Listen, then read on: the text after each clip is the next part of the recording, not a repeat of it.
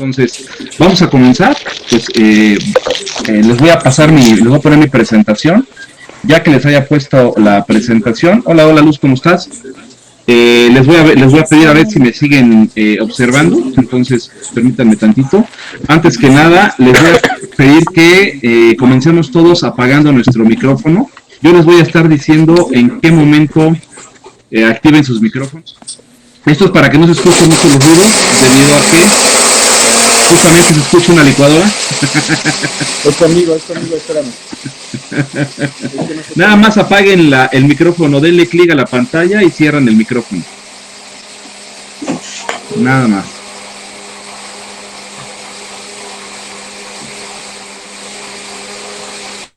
Ok. Perfecto, creo que ya estamos todos así. Muy bien. Según yo, me debo estar viendo en alguna parte de la pantalla, en la parte baja de la pantalla, una cosa así. Nada más díganme si es cierto o no es cierto. Si alguien por ahí me puede contestar. ¿No? O sea, sí. Se debe estar viendo la pantalla, ¿no? Se ve la pantalla, se ve la presentación. Sí. Y no sé si mi imagen aparece en algún recuadro. En el mío no aparece, nada más la mía en un recuadro. Ok, perfecto. Ok, entonces el de ustedes, perfecto. Muy bien, les voy a comentar cómo está el asunto. Vamos a iniciar con la presentación. Vamos a estar viendo la presentación y en algunos momentos vamos a estar viendo mi imagen, dependiendo de lo que estemos trabajando. Sale y vale. Ahora sí, muchísimas gracias. Apaguen de favor su micrófono. Sale y vale. El curso se denomina Preparación de Lugares de Trabajo para el COVID-19 según las guías de OSHA en Estados Unidos. ¿Qué es lo que vamos a ver en este ratito? Vamos a ver justamente cómo se deben de preparar los centros de trabajo. Vamos a hablar un poquito de la presentación de su servidor. Más o menos vamos a estar alrededor de 1 hora 45 minutos trabajando. Va a depender mucho de su interacción. En algunos momentos van a ver por qué. Vamos a hacer una evaluación en la plataforma educativa del colegio. En un ratito les paso las claves y todo el asunto para que ustedes puedan hacer su examen en la plataforma y puedan recibir su reconocimiento de manera automática. El momento en el que ustedes aprueban el examen, luego te llega el reconocimiento, sin mayor problemas.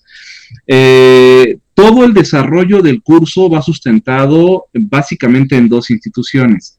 La primera es OSHA, ahorita les explico qué es OSHA, y la segunda es OMS, también ahorita les explico qué es OMS. Y estos son los temas que vamos a trabajar. Vamos a estar trabajando con gimnasia cerebral, ahorita van a ver qué vamos a hacer.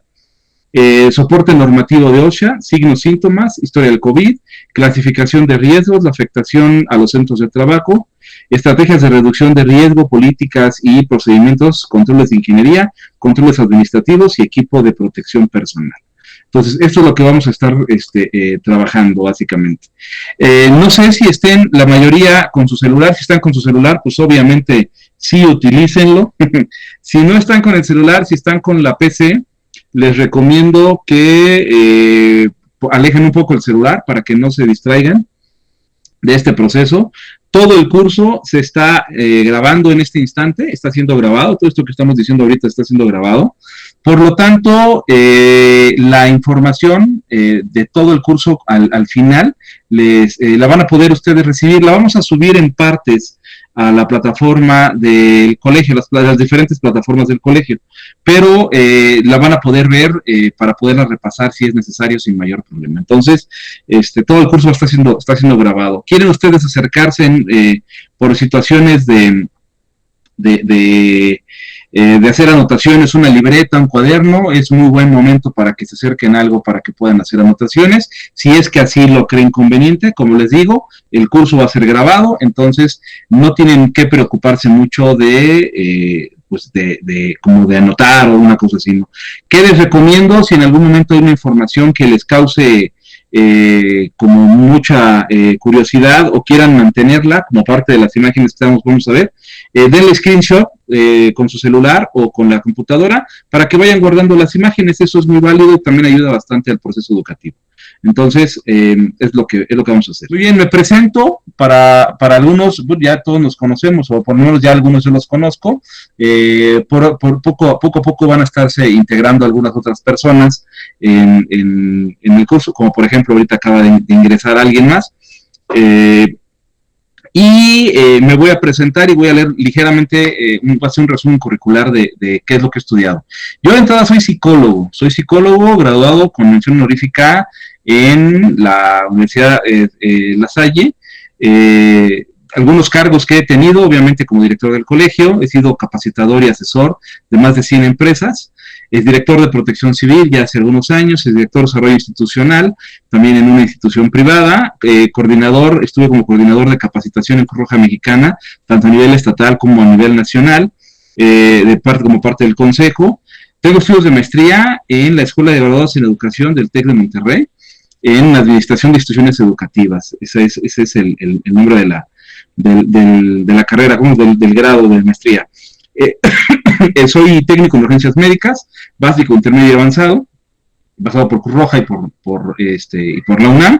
Y bueno, algunas de las certificaciones que tengo, ¿no? Credenciales legales, pues básicamente ante la SEP, ante la Secretaría del Trabajo y ante el Gobierno del Estado de México, básicamente. Entonces, un resumen así muy rápido. Vamos a hacer un trabajo bien sencillo, vamos a hacer dos en este momento. El primero es, vamos a hacer un poquito de gimnasia cerebral, esto nos ayuda mucho en la parte de neurolingüística. Tenemos aquí 3 trabalenguas, vamos a trabajar nada más el primero, solamente el primero. Quiero que por favor abran todos sus micrófonos, ahora sí, de favorzote. Y quiero que intenten leerlo. El cloro no aclara la cara del oro con oro de oro. Claro que en el cloro aclara el oro de oro. El aro de oro de la cara del oro. A ver, otra vez. El aro de oro, claro que... El cloro aclara la cara del oro con aro de oro. Claro de cloro aclara el aro de oro en la cara del oro. El cloro no aclara del oro con aro de oro. Claro que el cloro aclara el aro de oro en la clara del oro. Perfecto. Ok. ¿Qué es lo que acabamos de hacer ahorita? Lo que acabamos de hacer es básicamente intentar. Y ahora, básicamente lo que acabamos de hacer ahorita, ¿no? Apaguen sus micrófonos. Tú me mandaste. Vale, muy bien. ¿Qué es lo que acabamos de hacer ahorita? Estamos intentando conectar nuestros hemisferios, entonces es prácticamente lo que estamos intentando hacer. Quiero que hagamos un ejercicio extra, fíjense bien cuál es el ejercicio, es bien sencillo. Quiero que hagan esto con una mano, y con otra hacen esto. ¿Ya vieron? Le apuntan, ¿sale? Como si estuvieran apuntando aquí al orificio. Pero luego hagan cambio. Y luego ahora cambian. Y luego harán cambio. Y luego cambio. Y luego cambio. Y luego cambio. A ver qué tal me salieron. A ver, échenle. Una, otra. Estamos intentando conectar. Sí, ya vi. Estoy viendo la cara de todos. Digo, ¿cómo está esto? Vale. A ver, ¿ya está? ¿Ya quedó? ¿Vale? Estamos intentando conectar nuestros hemisferios. Esto nos ayuda mucho a la concentración, más cuando son cursos de este tipo. Dale. ¿Sí pudieron o no pudieron? Ahí vi que algunos sí. Vale, me parece bien. Ok, excelente. Muy bien. Pues vamos a darle entonces al tema. Mira, todavía Lucy dice, sí puedo. No sé cómo estuvo, pero sí puedo, dice. Vale. Muy bien. Un poquito de gimnasia cerebral les ayuda a ir conectando justamente los hemisferios. Vale. Ahora sí, nuevamente tenemos la presentación. Ya hicimos un poquito de gimnasia cerebral. Esto nos ayuda, como les decía, a mantener, ¿cómo se llama? Los hemisferios conectados. Entonces, ¿vale? Atrás. Pasamos. Ok. Y nos vamos a la siguiente. Muy bien, vamos a hablar ahora sí. Vamos a dar la introducción a esto. Todo lo que estamos viendo, por ahí apaguen sus micrófonos, se los pido. Cada ruidito que viene de alguno de ustedes, si no tiene el micrófono apagado, nos llega a todos, como ruido externo. OSHA es el Departamento de Seguridad Laboral en Estados Unidos. OSHA es quien sería el homólogo de la Secretaría del Trabajo para México en Estados Unidos. En Estados Unidos surgió la Ley de Salud y de Seguridad Ocupacional en el año de 1970. En este mismo año de 1970, al ya haber una ley, entonces se crean dos dependencias que ayudan justamente a regir, a ser las que le den forma a esta ley. Estas dos dependencias justamente fue OSHA y NIOSH. OSHA se encarga de la seguridad y NIOSH se encarga más de la salud. Las dos tienen que ver con las dos, porque en algún momento se entremezclan. Como bien lo deben saber, pues muchos de aquí son expertos ya en seguridad. Sin embargo, una está más enfocada a la parte de seguridad, que es OSHA, que es, digamos que la Organización de Seguridad y Salud, o la Administración de Seguridad y Salud, y NIOSH, que es la Administración de Salud en Estados Unidos. Normalmente la parte de OSHA la llevamos a través de algo que se denomina Código de Referencia Federal. La ley en Estados Unidos se forma de la siguiente manera. Uno, lo que tiene allá es una serie de códigos y los códigos desglosan ya como tal las normas de cada uno de los, digamos, ahora sí que de lo que trata ese código. A eso se le llama Código de Referencia Federal. El 1910 es el que se refiere a la industria. Por ahí tenemos un micrófono prendido. Denle clic a su pantalla para que se vea el micrófono en rojo. Y el 1926 es el que se refiere a la construcción. Esos son como los más comunes. Hay más, tenemos para buques, tenemos para agricultura, tenemos para muchos más. Pero los más comunes son justamente el de industria y el de construcción. ¿Sale? Ahora bien, ¿qué sucede con OSHA? Todo esto que vamos a ver justamente aplica muy similar a lo que aplica en México. Si esto les suena parecido, sí, parte de los protocolos que México tiene están realmente copiados, tanto de OSHA, pero OSHA y México los están sacando mucho de la Organización Mundial de la Salud. Esto que vamos a ver no es un reglamento. No crea nuevas obligaciones legales, más bien refuerza la parte de salud de los trabajadores bajo la normativa que ya existe en Estados Unidos, y eso mismo o algo muy similar sucede con nosotros también, donde nosotros tenemos reglamentación que ya existe, y la verdad es que todos los decretos nuevos o los anuncios nuevos que ha metido el gobierno vienen a reforzar mucho de lo que en teoría nosotros dentro de las empresas ya debiéramos tener. Se debe de cumplir con la normatividad que ya aplica para cada una de las áreas, no con una normatividad nueva, y ellos todo esto lo basan obviamente en la siguiente ley. La ley de OSH, así se le llama la ley de OSH, que fue la que salió en 1970, en la sección 5A1, dice, requiere que los empleadores, es así como se les llama a los dueños de las empresas, los que están proveyendo el trabajo, provean a sus empleados de un lugar de trabajo libre de riesgos, reconocido, que pueda causar la muerte o lesiones físicas y graves. Ya nada más con esto que ellos tienen, es más que suficiente para que todo lo del COVID aplique. Todo lo que tiene que ver con el COVID ya nos aplica. Entonces, así es como lo ven. Todo lo que estamos viendo ahorita está basado en la prevención de infecciones tradicionales, que ya tiene Estados Unidos marcadas, y en las prácticas de higiene industrial. Y el material que nosotros vamos a observar, y de hecho, que yo les voy a entregar a través de una liga, en un ratito se las voy a colocar aquí mismo, para que ustedes accedan a la página y puedan descargar todas las guías, tanto en español como en inglés. Las dejé en las dos versiones, por si la traducción no es muy buena, es una traducción que hizo OSHA, literalmente, casi les puedo asegurar a través de Google, no es una traducción buena, por eso les dejo yo las dos. Si le mastican un poco al inglés, yo les diría, léanse la versión en inglés, pero bueno, ahí se las dejo las dos. Todo el material está libre de derechos, es un material que ellos mismos promueven ahora sí que para el buen manejo de todo este proceso. Sale, vale. Historia del virus. Vamos a hablar un poquito de las historias. De repente nosotros obviamente, pues, al tener una situación de pandemia como la que estamos llevando ahorita, estamos perdidos porque no sabemos si esto nos ha pasado o no nos ha pasado, qué ha pasado, qué onda con esto, ¿no? Para nosotros esto es nuevo, es más, en México hemos tenido básicamente una situación en el 2009 que nos sacó de onda, pero realmente algo tan fuerte como lo que ha sucedido hasta ahora es nuevo. Entonces, un poquito de la historia. En el 2002 tuvimos un coronavirus también, que fue también un coronavirus que atacó las vías respiratorias de forma grave, se le llama coronavirus del síndrome respiratorio agudo grave, que es el SARS-CoV. El SARS-CoV, por sus siglas en inglés, surgió en el 2002. Y después en el 2009 tuvimos aquí en México justamente la gripe del H1N1, que fue, pues se acordarán, algo que nos movió a situaciones muy similares a lo que nos pasó ahorita, pero pues obviamente no se hizo pandemia, fue contenido en México, nos pasó a nosotros justamente lo que les pasó a los chinos en esta ocasión. Sin embargo, quiero decirles que en México en aquel momento respondió bastante bien, de una manera bastante adecuada. Ahorita vamos a hacer algunas comparaciones con lo que hizo China en sus inicios y ustedes van a ver que sí es muy cierto que las autoridades mexicanas en ese momento se pusieron las pilas bastante bien.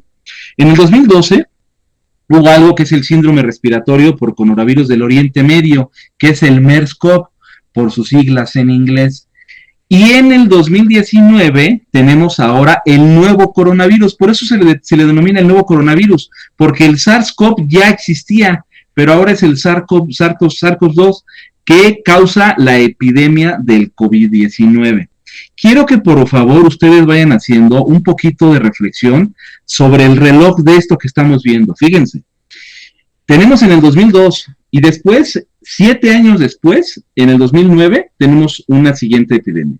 Y luego 3 años después, en el 12, tenemos una siguiente situación de epidemia. Y luego en el 19, otra de 7 años después, tenemos otra situación que se convierte en pandemia. Aquí les dejo abajo justamente un reloj con cómo se fue dando justamente este contagio de China hacia América. Para algunos expertos, y en especial para el doctor Kim, que es el encargado del hospital de la Universidad en Corea, justamente, de todas las enfermedades infecciosas, digamos que es como el Gatel de Corea, pero pues obviamente allá, nos dice que vamos a tener ya como de manera frecuente y de manera como muy pronta situaciones entre 3 a 5 años de este tipo. Entonces, por eso es importante que nos empecemos a preparar y que nuestra mente cambie a que esto no es una situación aleatoria, una situación que no va a volver a ocurrir. No, nuestro estilo de vida de aquí en adelante, a partir de este coronavirus nuevo, de este SARS-CoV-2, va a ser completamente diferente de aquí en adelante para toda la vida y ahora sí que el tiempo de vida que nos toque. Y para nuestros hijos también y para nuestros nietos también. Esta es una situación que ya corre de aquí en adelante de una manera bien complicada. Y estos son algunos, esta gráfica que tenemos de este lado son algunos de los virus que existen y que al final pues sí han pegado, como el de la gripe, el de la polio, ébola, por ejemplo, la plaga bubónica, el VIH, son algunos, el MERS, por acá lo tenemos, el SARS, son algunos en una gráfica en donde vemos cuál es la fatalidad, aquí en la vertical y en la horizontal, qué tan contagioso se vuelve. Estos virus que nosotros estamos teniendo ahorita, como el SARS, como el MERS, como el H1N1, son virus que son extremadamente contagiosos, pero en su estado de fatalidad, de muertes, de provocar muertes, son muy bajos en comparación con algunos, como por ejemplo el ébola, que si ustedes pueden ver, el ébola no es tan contagioso, pero sí provoca la muerte fácilmente. ¿Cuál es la gran diferencia de esto? Estos virus, por ejemplo, el ébola, son virus que te hacen sentirte mal de forma prácticamente inmediata, lo cual al final te trae como consecuencia que te quedes en tu casa, o sea, no hay vuelta de hoja, o que de ahí corras a un hospital, porque te sientes realmente mal desde un inicio. Lo que no sucede justamente con el virus del COVID-19, con la enfermedad del COVID-19, ahorita les digo, porque aquí acabo de cometer un error, al decir virus del COVID-19, con el virus del SARS-CoV-2 y la enfermedad del COVID-19. Entonces, es digamos que donde se marca la gran diferencia. Así es como se maneja justamente esto. Ahora, aquí justamente de dónde viene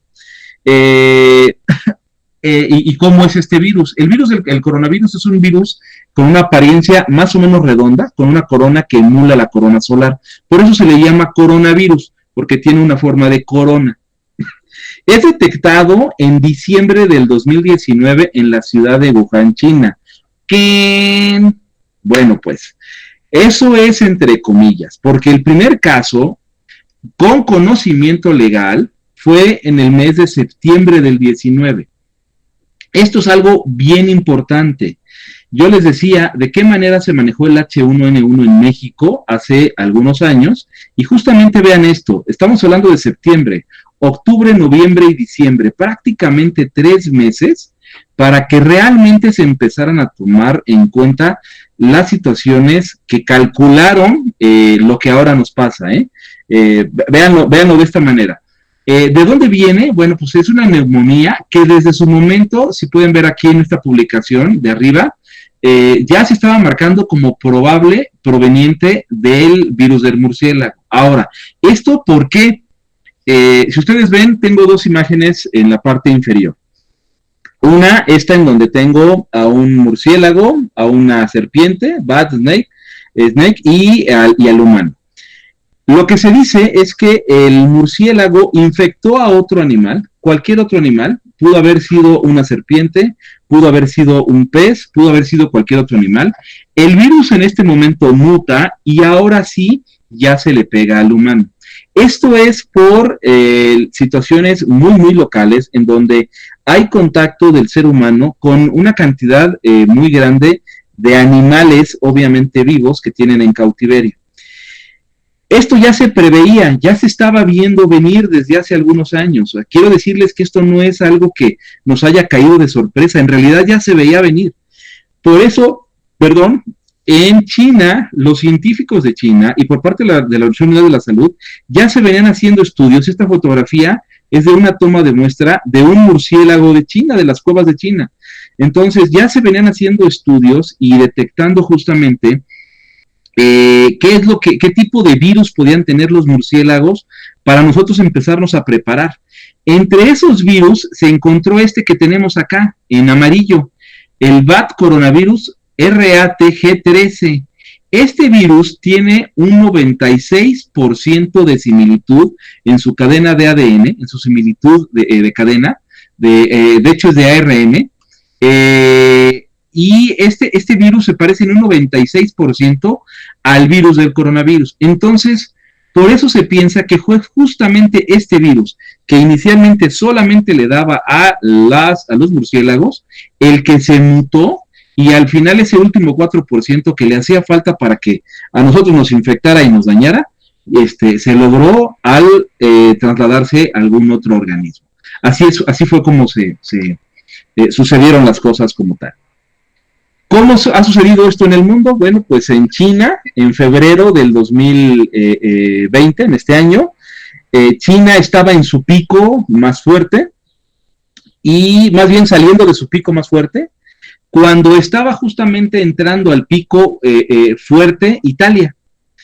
Y después Italia va saliendo de su pico en el mes de marzo, cuando está entrando a su pico más fuerte Estados Unidos. Entonces, y de esa forma es que se fue trasladando en el mundo, digamos, creciendo en el mundo. Los picos epidémicos, cómo se fueron dando. Esto es bien importante. Nosotros vemos aquí, del lado derecho, tengo 2 mapas de China. Uno donde tenemos alrededor de 196 ciudades que han sido infectadas en China. Y otra, un modelo matemático que se hizo justamente viendo qué hubiera pasado si en lugar de las acciones que tomó China en su momento, permítanme quitar esos anuncios, ¿qué hubiera pasado si en lugar de las acciones que tomó China en su momento, 3 semanas antes, solamente 3 semanas, 3 semanas de anticipación hubiera actuado? Pues entonces, en lugar de haber tenido esta cantidad de contagios, lo que hubieran tenido según los modelos matemáticos que prevé justamente esta situación es que la reducción de solamente 3 semanas hubiera reducido el 95% del contagio en China. Y eso obviamente hubiera repercutido terriblemente en todo lo que pasó en el mundo. Obviamente en China, en Italia, en España, en Estados Unidos, ahora en México, en Brasil, que están, hasta donde sé por sus números, todavía un poquito peor que México. Eso es justamente lo que hubiera pasado. Con tan solo nos hubiéramos anticipado 3 semanas. Por eso les decía yo que cuando tocó el H1N1, la forma de actuar de México fue muy rápida, y la verdad es que hizo algo, prácticamente en el momento encerró a la gente, luego se puso las pilas, porque sucedió algo muy similar a lo que está pasando ahorita, pero fue rápido. Eso ayudó a que disminuyera mucho la propagación del virus. Entonces, bueno. Ahora, ¿cómo funciona este asunto del virus? Fíjense bien, permítanme tantito, déjenme ver. Déjenme ver si encuentro por aquí a un doctor. Me hace falta una imagen con el doctor. La declaratoria de pandemia se dio el 30 de enero. Yo les decía justamente en esta diapositiva que el primer caso se detectó en septiembre. El médico que detectó el primer caso murió justamente con una semana de diferencia del 30 de enero. Es un médico que ya murió. Tenía yo aquí la fotografía, según yo, pero creo que la quité por algún motivo. Se me fue y ya no les dejé la fotografía del doctor que justamente descubrió todo esto, y el que tuvo muchos problemas en China, por haber declarado que había un nuevo virus. Esto fue justamente, su muerte fue con una semana de diferencia. Entonces, bueno, pues pasemos a cómo es el virus o cómo se da esta situación. Fíjense bien. El virus es una entidad. En esta figura, en los círculos que tenemos en la parte superior, en la primera del lado izquierdo, tenemos la primera figura que emula justamente cómo está conformado el virus. El virus tiene una capa de grasa, digamos, lipídica, en su parte exterior. Por eso es que funciona también el lavarlo en las manos, porque lo que hace es romper con esta capa por un proceso de saponificación. Quiere decir, rompe con la grasa, que es lípidos, y lo destruye, es como si lo deshiciera. El virus como tal, solo el virus, no es un ente vivo. El virus existe como tal, digo, pero no está vivo, a menos de que haga lo que sucede en la segunda imagen. En la segunda imagen lo que tenemos es el virus entrando a la célula. Cuando entra a la célula es cuando se convierte en un peligro, porque justamente en este momento comienza su proceso de replicarse, y es lo que sucede en el tercer círculo, en la tercera imagen. Tenemos a la célula con el virus replicándose. Y al replicarse dentro de una célula, en algún momento lo que sucede es que las demás células comienzan a infectarse. Y asimismo, las células forman tejidos, los tejidos forman órganos, los órganos forman sistemas, y los sistemas comienzan a enfermarse. ¿Qué sucede cuando esto pasa? Que obviamente lo único que necesitamos es que pase de una persona a otra de una forma sumamente sencilla, a través de estar en contacto uno con otro, una persona con otra persona. Eso es lo único que necesitamos. Que empecemos a juntarnos unos con otros para que este proceso, esta misma cadena de sucesos se vuelva nuevamente a replicar. Nosotros tenemos un ritmo de contagio de 3-1, o sea, por cada persona que nosotros, o de 1 a 3, por cada persona que se enferma, hay probabilidades de que enferme a 3 personas más. Por eso la velocidad también del virus. Ahora, ¿qué es lo que te pide Estados Unidos? Pues algo muy similar a lo que te pide México, que guardes distancia por eso mismo, y que entonces guardes distancia de 6 pies. 6 pies para Estados Unidos es aproximadamente 1,80 m. ¿Por qué 1,80 m y no más? Sí, cuando nosotros estornudamos podemos mandar un flush muy grande, hasta comprobado 5 o 6 metros, porque el peso de este virus es muy alto, entonces, en comparación con otros virus, y al ser muy alto rápidamente cae al piso. Entonces, promedio 1,50 m, 1,80 m, ya el virus llegó al piso por el peso que tiene. Entonces, esto se agrava cuando nosotros no nos lavamos las manos. Esto debido a que nos tocamos la cara nosotros de forma constante, alrededor de 20 veces por cada hora. Al día. Entonces, en una hora nos tocamos la cara alrededor de 20 veces. Y esto, obviamente, si no nos lavamos las manos, pues se va complicando. Entonces, esto se forma un círculo, si pueden ustedes darse cuenta, esto se forma una especie de círculo vicioso, donde hay una cadena, recogemos el virus de algún punto, no sabemos de qué lugar, el virus entra a nuestra célula, se replica en la célula, se contagia en las demás células, y después comienza a replicarse, aquí me está fallando un videíto, que va de fondo, en donde tenemos gente moviéndose justamente en la ciudad de China, y alguno de ellos se enferma, esta persona que enferma manda el virus a alguien o lo saca a través del flush de su hablar o de su estornudo o de su tos, y obviamente si nosotros no nos lavamos las manos, entonces, como debiéramos estarlo haciendo en esta imagen, y nos tocamos la cara, los ojos, básicamente la boca o la nariz, el virus lo introducimos. Así es como sucede este proceso. Esto hay que explicarlo, bien explicado en las guías, pero de una manera muy sencilla, muy básica. Yo quise alargarme un poquito más en esto para que fuera más entendible. Si ahorita hay alguna pregunta, les voy a dar la oportunidad de que la hagamos. Y entonces, debido a esto, ya tenemos algo que ya conocemos como la enfermedad del coronavirus 19. Y es así como lo llamamos, COVID-19. Traducción en español, enfermedad del coronavirus del año 19. Entonces, ocasionada por el virus SARS-CoV-2. Así es como nosotros determinamos esto justamente. Uno es el COVID-19, que es la enfermedad, y el otro es el virus, que está ocasionando esta enfermedad. Muy bien, hasta el momento, ¿alguna duda? ¿Alguien que quiera participar haciendo alguna pregunta? Hasta este momento entramos con los detalles del virus, de cómo se maneja el virus. ¿Alguien tiene alguna duda, algún comentario? Tenemos aquí un experto entre nosotros, al doctor Carlos Torres. Si tienes algún comentario, Doc, bienvenido. Tus conocimientos siempre son bastante elevados y bienvenidos. Entonces, adelante. Hola, no, pues lo explicaste bastante bien, bastante entendible. Dentro de las situaciones básicas, pues está muy bien.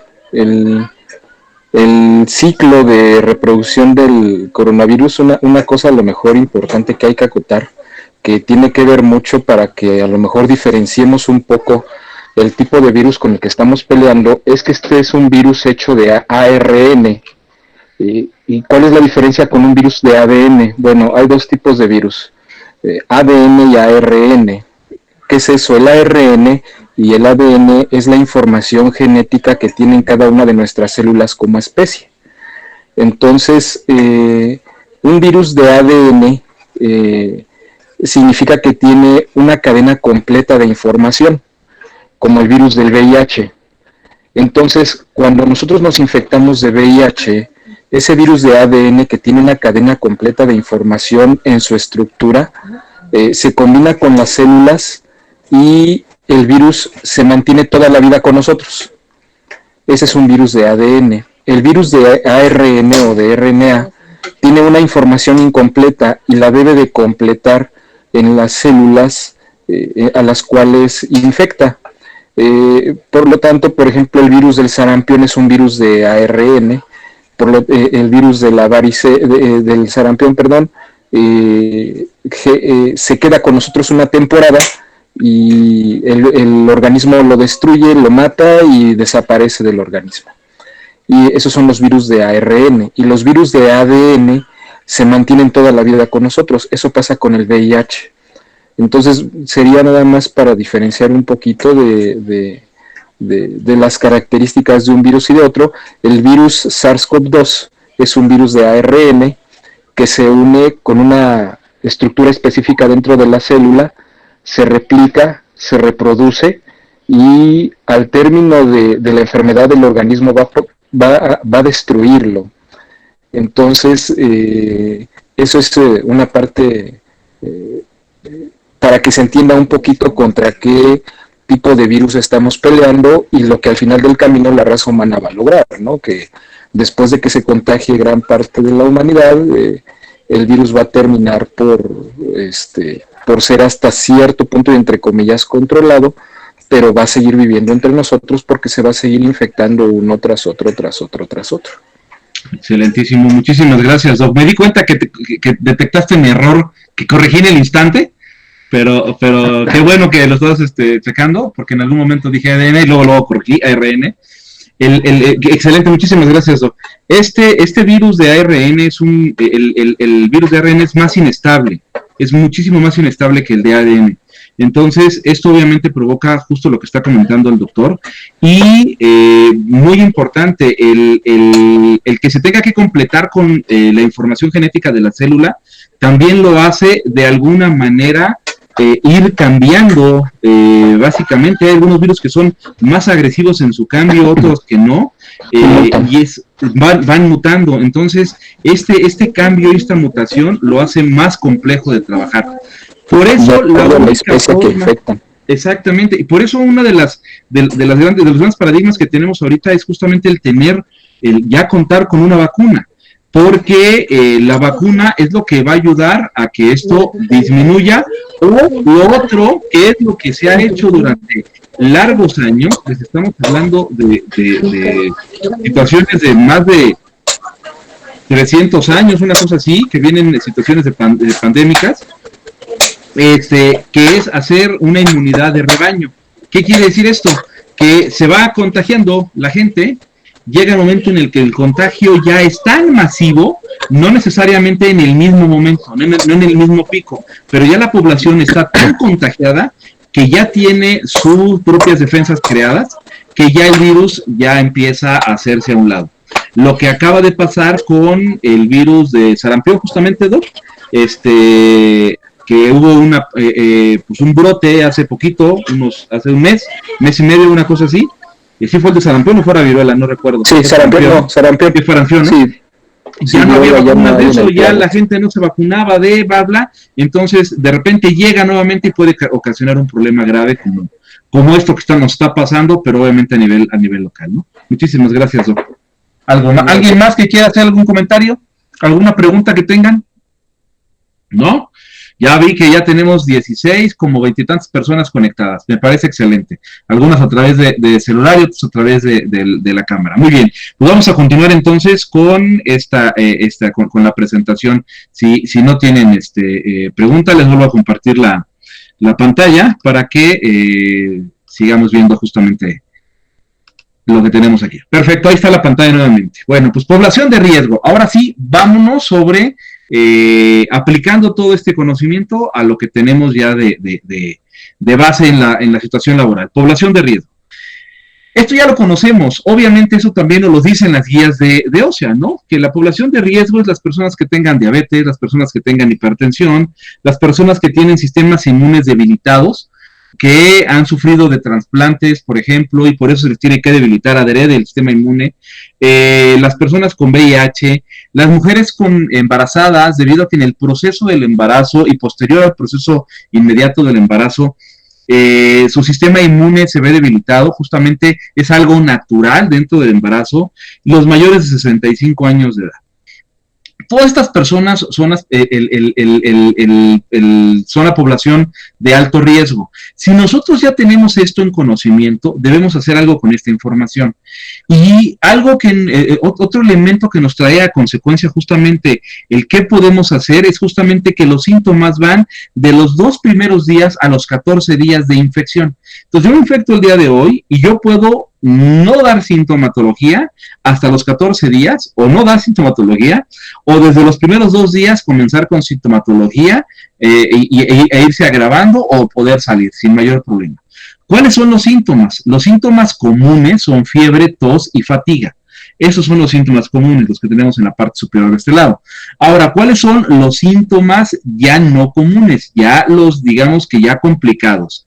Uno puede ser justamente el dolor en garganta, dificultad para respirar, pérdida del apetito, diarrea pudiera estar dentro de, pérdida de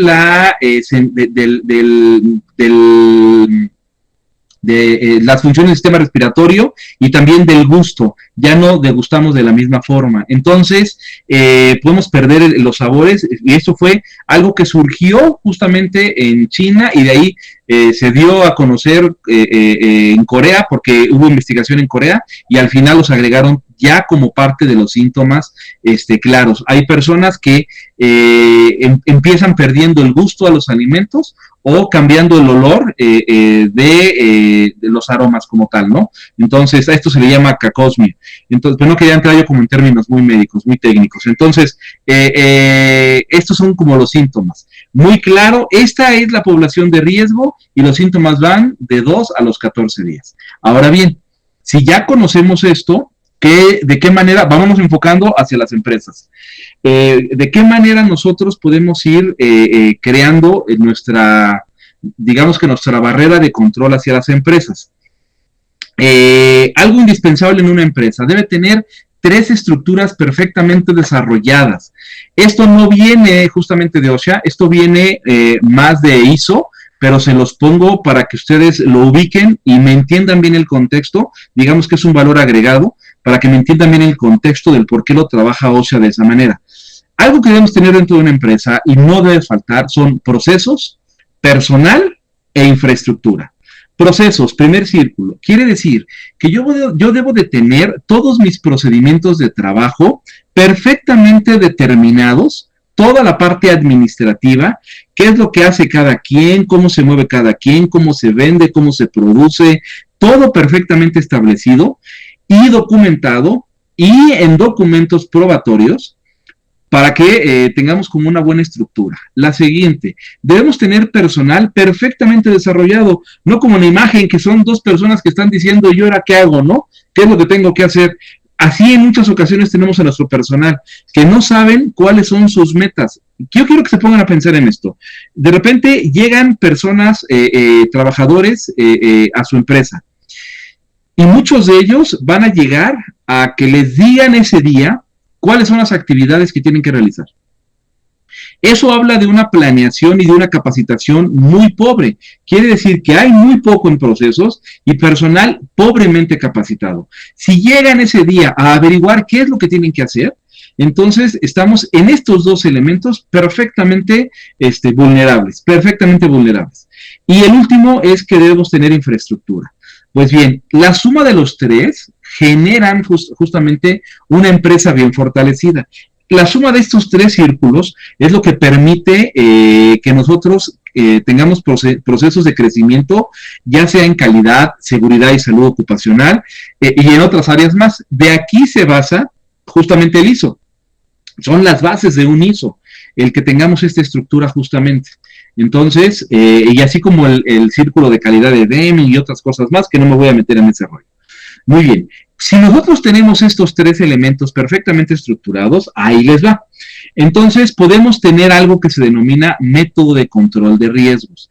El método de control de riesgos más común es el ANSI, HAZ10, que nos habla de estos elementos de esta estructura básica. La primera es eliminación, la segunda es sustitución, control de ingeniería, advertencia, controles administrativos y equipo de protección personal.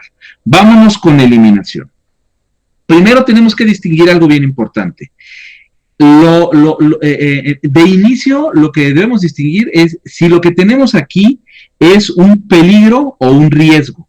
Aquí me dice método de control de riesgos. ¿Cuándo hay un peligro? Cuando es algo latente, cuando hay una situación latente. ¿Cuándo convertimos ese peligro en un riesgo? Cuando esa situación latente la cuantificamos, la pasamos a números y sabemos la probabilidad de ocurrencia. En ese momento se convierte en un riesgo, porque ya lo cuantificamos. Entonces, el método de control de riesgos me dice que yo ya debo de tener cuantificados mis peligros para yo saber entonces si eso lo tengo que eliminar o quiere decir elimino el peligro tal cual, ¿sale? O sustituyo ese peligro por otro peligro que ya ha sido cuantificado y que yo sé que me va a provocar menos riesgo. Entonces, por lo tanto, ya se cuantificó, ya se hizo un riesgo, pero lo sustituyo.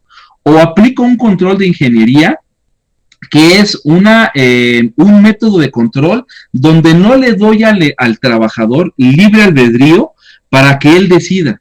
Esto es bien importante. El control de ingeniería no permite al trabajador decidir sobre el qué actuar o cómo actuar ante ese peligro ya cuantificado denominado riesgo. O los controles de advertencia, que son aquellos en donde yo le advierto de alguna manera, ya sea a través de colores, ya sea a través de imágenes, ya sea a través de muchas formas de letreros, le advierto de alguna manera al trabajador lo que pudiera pasar. Al final vienen los controles administrativos, en donde yo tengo procedimientos, normas, reglamentos, toda la parte administrativa que me puede, permisos de trabajo, todo lo que se les pueda ocurrir en la parte administrativa, y al final el equipo de protección personal. Quiero que noten que el equipo de protección personal es lo último en la metodología de control de riesgos, porque el equipo de protección personal no elimina el peligro, no cuantifica, no elimina el riesgo, disminuye la lesión probable por el peligro o por el riesgo. Eso es lo que hace el equipo de protección personal. Por tanto, eso es lo que va al final. En este sentido, nosotros tenemos que justamente tener bien determinados nuestros análisis de riesgos para saber de qué manera esto nos afecta. Aquí por eso hablamos de eliminación, quitarlo por completo. En muchas ocasiones no podemos eliminar el peligro. O sea, si me dicen a mí de repente, ¿sabes qué? Que hay que colocar esta máquina en este lugar, y resulta que tengo yo tableros eléctricos y tengo muchas cosas de peligro a un costado, o tanques de gas, o no sé, lo que se les pueda ocurrir, en muchas ocasiones no se puede quitar. O sea, eso hay que trabajar con eso, no lo puedo eliminar. Por lo tanto, lo que tengo que hacer es sustituirlo. Pues vamos a poner un loto, vamos a hacer un bypass eléctrico, vamos a poner a tierra, eso es sustitución. Vamos a meter controles de ingeniería, esos son otros, los advertenciales, controles administrativos y de equipo de protección personal. Muy bien. Así es como se maneja en la metodología de gestión del riesgo.